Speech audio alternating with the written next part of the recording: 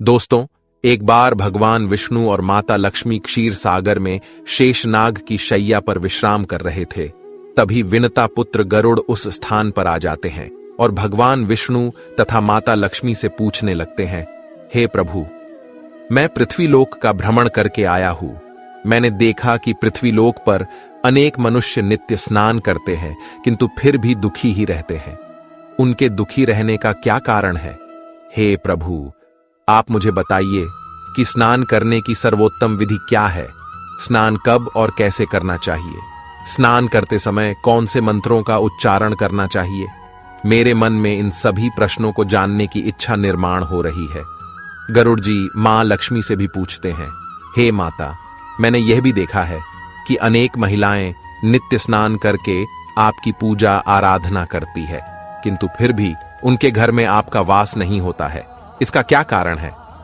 गरुड़ जी द्वारा इस प्रकार से प्रश्न पूछने पर भगवान विष्णु कहते हैं, हे पक्षीराज, तुमने उचित ही प्रश्न किया है।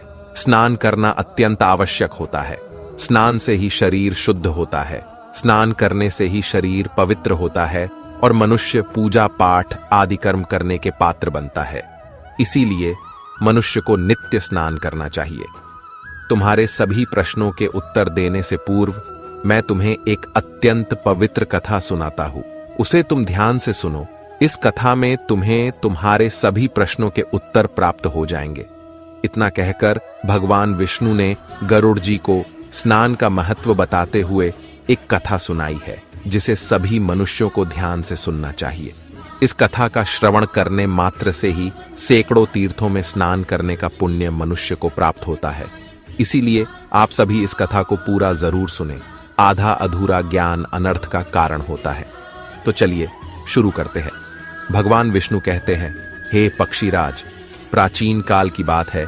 मध्य देश में एक अत्यंत सुंदर नगर था, जहां पर एक धनवान सेठ रहता था, जिसकी 3 पुत्रियां थीं। सेठ ने अपनी पुत्रियों को कभी किसी चीज की कमी होने नहीं दी।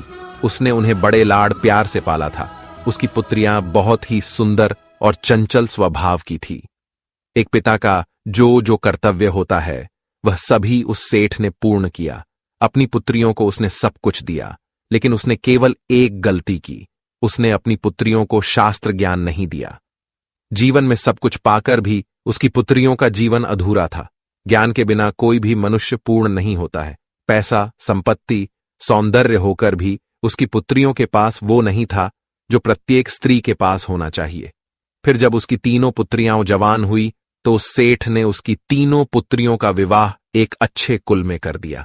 तीनों के पति बड़े बड़े व्यापारी थे और सभी राजमहलों में रहने के लिए चली गई।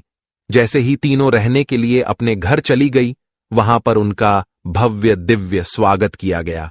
विवाह के बाद की सभी रस्में की गई। उन तीनों के ससुराल वालों ने उन्हें बहुत मान सम्मान दिया और सभी के साथ प्रेम से व्यवहार किया। वे तीनों अपने ससुराल में बड़े ही मौज से रहने लगी। तीनों सुबह देर से जागती थीं, देर से स्नान करती थीं, बिना स्नान किए ही भोजन किया करती थी और कभी कभी ही पूजा पाठ किया करती थी। उनकी सास ने उन्हें कई बार टोका, लेकिन किसी ने अपनी सास की बात नहीं मानी और अपनी ही मनमानी करने लगी। लेकिन जैसे जैसे समय बीतता गया, उन तीनों पुत्रियों के ससुराल में परेशानियां बढ़ने लगीं। तीनों के पतियों को व्यापार में आर्थिक नुकसान होने लगा और धीरे धीरे उनका सारा व्यापार डूबने लगा। दूसरों से कर्ज लेकर वे अपने व्यापार को चलाने लगे, लेकिन फिर भी उन्हें घाटे का ही सामना करना पड़ा, जिससे घर में क्लेश होने लगा। बार बार लड़ाई झगड़े होने लगे। जब से ये तीनों उन घरों में रहने के लिए चली गई थीं, तभी से उनके घर में संकट आने शुरू हो गए थे। उन तीनों बहनों के ससुराल में पैसे की इतनी तंगी हुई कि उन्हें अपना घरदार सब कुछ बेचना पड़ा और वे सभी झोपड़ी में जाकर रहने लगे। लेकिन वे तीनों बहनें झोपड़ी में रहना पसंद नहीं करती थीं। इसीलिए वे अपने ससुराल को छोड़कर मायके में वापस आ गई और अपने पिता के साथ रहने लगी। अपने घर पर आकर भी उन तीनों की आदत नहीं बदली और घर पर आकर भी वह तीनों बहनें बड़े मौज से रहने लगी। वहां पर भी वे तीनों देर से उठती थीं, देर से स्नान करती थीं, बिना स्नान किए ही भोजन किया करती थीं, जिस कारण से उनके पिता को भी व्यापार में नुकसान होने लगा और उसकी भी आर्थिक स्थिति खराब होने लगी। फिर एक दिन उनके द्वार पर भगवान विष्णु एक साधु का रूप धारण करके आ गए। सेठ ने उस साधु का प्रेम से स्वागत किया और उनके पैर धोकर उन्हें प्रणाम किया। फिर सेठ ने उस महान साधु को अपना दुख बताया और उस पर निवारण करने के लिए उपाय पूछा। सेठ ने अपनी पुत्रियों को भी बुलाया और साधु को उनके बारे में भी सारी हकीकत बता दी। जैसे ही उस साधु ने सेठ की तीनों पुत्रियों की तरफ देखा तो उन्हें सारी हकीकत पता चली। उन तीनों बहनों के चारों ओर नकारात्मक शक्ति का घेरा बना हुआ था जो उनके साथ ही चल रहा था। वे जहां पर भी जाती वह नकारात्मक ऊर्जा उनका पीछा नहीं छोड़ रही थी। उस सिद्ध साधु ने उस सेठ से कहा, तुम्हारी तीनों बेटियों की आदतों के कारण उनके चारों ओर नकारात्मक ऊर्जा का घेरा बना हुआ है। इसी कारण से ये जहां पर भी जा रही है वहां पर केवल दुख और संकट आ रहे हैं। तुम्हारी तीनों पुत्रियां अत्यंत आलसी हैं। ये देर से जागती है, देर से स्नान करती है, बिना स्नान किए ही भोजन करती है और यही वजह है कि उनके जीवन में ये संकट आ रहे हैं। फिर उस साधु ने उस सेठ को और उनकी पुत्रियों को अत्यंत महत्वपूर्ण ज्ञान दिया और उसका नित्य पालन करने के लिए कहा। भगवान विष्णु कहते हैं, हे वत्स, स्नान के 4 प्रकार होते हैं: ब्रह्म स्नान, देव स्नान, आर्षि स्नान, मानव स्नान और दानव स्नान। इन्हें समय के अनुसार वर्गीकृत किया गया है। शास्त्रों में ब्रह्म मुहूर्त में किए जाने वाले स्नान को सर्वश्रेष्ठ माना गया है। ब्रह्म मुहूर्त यानी कि रात्रि का अंतिम प्रहर और सूर्योदय से ठीक 1.5 या 2 घंटे पहले का समय होता है, यानी कि साधारणतः सुबह 4 से 5:30 तक का समय। शास्त्रों में यह समय दिन का सर्वश्रेष्ठ समय माना जाता है क्योंकि इस समय वातावरण में अद्भुत और चमत्कारी ऊर्जा व्याप्त होती है। यह समय देवताओं का समय होता है। इस तरह देवताओं का स्मरण करते हुए ब्रह्म मुहूर्त में किए जाने वाले ब्रह्म स्नान को सर्वश्रेष्ठ स्नान कहा गया है।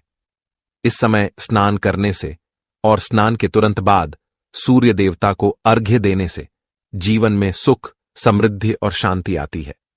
दिन भर मनुष्य का तन और मन ताजगी और सकारात्मक ऊर्जा से भरपूर रहता है। ब्रह्म स्नान करने पर मनुष्य रोग तथा बीमारियों से दूर रहता है। उसका शरीर निरोगी और स्वस्थ रहता है। दूसरा है देव स्नान। सुबह 5 से 6 बजे के बीच किया जाने वाला स्नान देव स्नान कहलाता है। सभी पवित्र नदियों का स्मरण करते हुए किए जाने वाले इस स्नान को भी श्रेष्ठ स्नान माना जाता है। इस समय स्नान करने से मनुष्य के शरीर में सकारात्मक ऊर्जा का संचार होता है और सभी प्रकार की नकारात्मकता और बुराई शरीर से बाहर निकल जाती है। इस तरह देव स्नान के समय स्नान करने से तन के साथ साथ मन भी शुद्ध और पवित्र हो जाता है। इस समय पर स्नान करने से धन संपत्ति में वृद्धि होती है। मनुष्य को सभी भौतिक सुख प्राप्त होते हैं। सुबह सुबह जब आकाश में तारे नजर आते हैं उस समय के गए स्नान को ऋषि स्नान कहते हैं। यह भी श्रेष्ठ स्नान होता है। इस समय स्नान करने से मानसिक शांति मिलती है। तीसरा है मानव स्नान। सुबह 6 से 8 बजे के बीच में किया जाने वाला स्नान मानव स्नान कहा गया है। यह स्नान सूर्योदय के समय या सूर्योदय के ठीक बाद में किया जाता है। इस समय स्नान करना भी अच्छा माना गया है।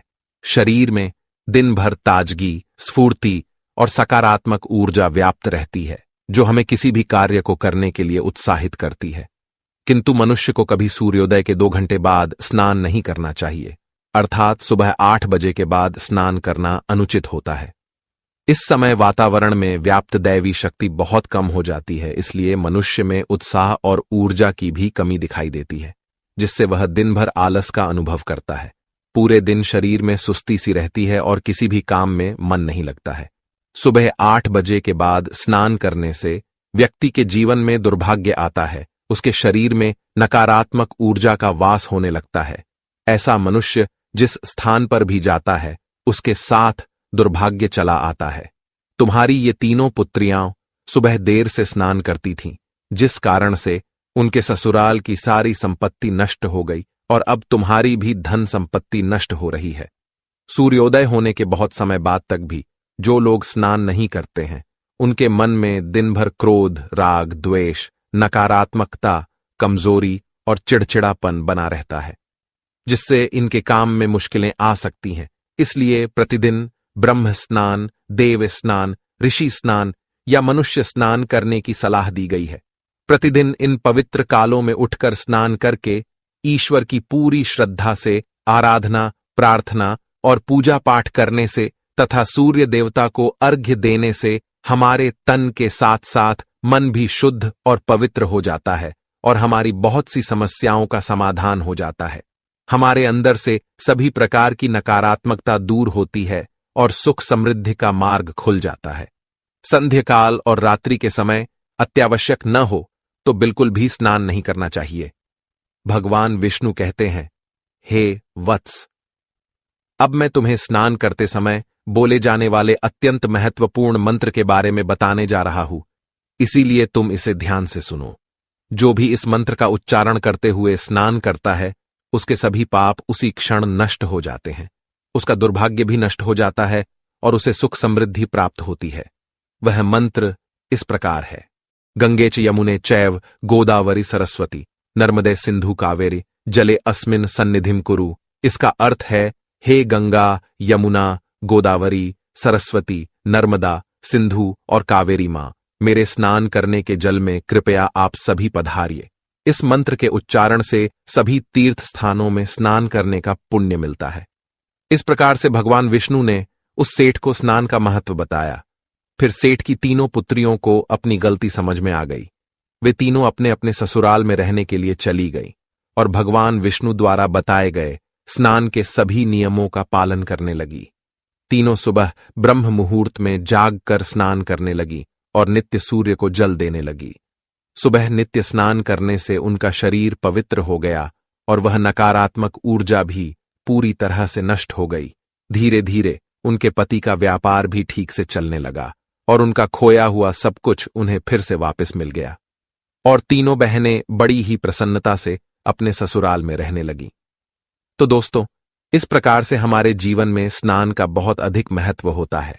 इसीलिए हमें रोज सुबह जल्दी स्नान करना चाहिए। सुबह 8 बजे के बाद स्नान करना अशुभ होता है। इस प्रकार से भगवान विष्णु ने गरुड़ जी को स्नान का महत्व बताया है। उम्मीद है आपको यह कथा पसंद आई होगी। वीडियो को लाइक जरूर करें और कमेंट में जय श्री हरि विष्णु और जय मां लक्ष्मी जरूर लिखें। साथ ही चैनल को सब्सक्राइब करें ताकि ऐसी ही आध्यात्मिक जानकारी आपको प्राप्त हो। आप सभी का धन्यवाद।